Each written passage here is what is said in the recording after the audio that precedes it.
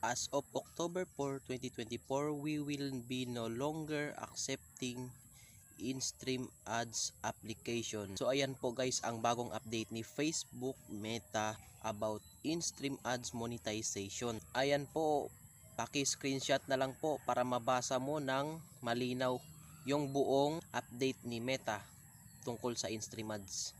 Let's go. Oh my goodness, is this really true? Hindi na po daw tayo ma-approve sa in-stream ad. Hindi na po siya tatanggap ng in-stream ads application.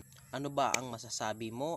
Itutuloy mo pa ba ang pagiging content creator mo or itutuloy mo pa ba ang pagbablog mo? Well, para sabihin ko sa iyo, hindi naman po yan masyadong mabigat bilang content creator. Ganyan talaga, mayroong adjustment na nangyayari. So ito na po ang update ni Meta tungkol po sa mga pending application ng in-stream ads or in